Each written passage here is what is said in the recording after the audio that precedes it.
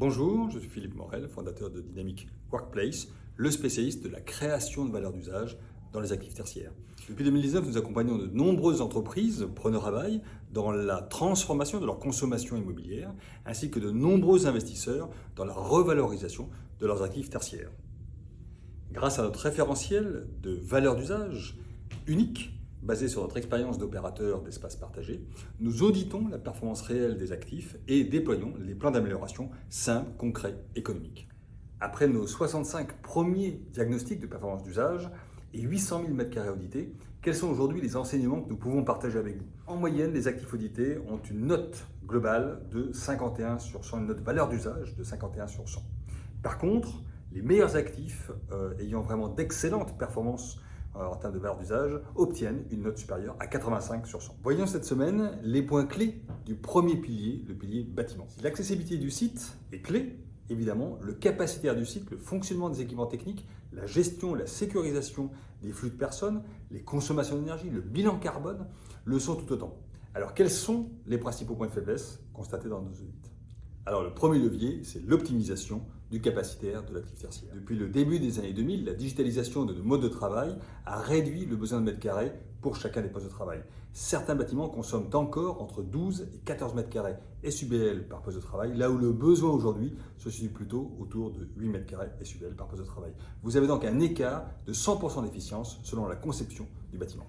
Les actifs les plus anciens, haussmanniens notamment, ont un excellent capacitaire, proche de 8 m² SUBL par poste de travail. Les plus récents également sont en général autour de 10 m² SUBL. Quant aux actifs des années 1990 à 2000-2010, ils nécessitent très souvent des travaux d'amélioration de leur capacitaire, unité de passage, sortie de secours, sanitaire. Si ce n'est pas possible, cela réduit fortement leur valeur d'usage et donc leur niveau de compétitivité par rapport à la concurrence.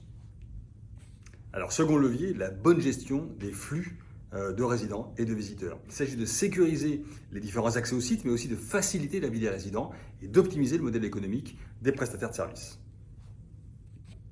Alors, de façon générale, les flux sont sécurisés, en général par badge, mais dans les bâtiments plus anciens, il reste encore souvent des accès non sécurisés, en provenance des parkings notamment. Le principe est encore souvent de sécuriser l'accès, l'entrée dans le bâtiment, mais pas les circulations à l'intérieur du bâtiment. Or, dans une logique de multi-occupation, il faut pouvoir compartimenter le site et le sécuriser.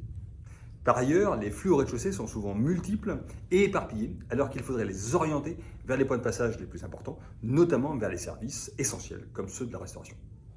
Le troisième levier, c'est la réduction des consommations énergétiques.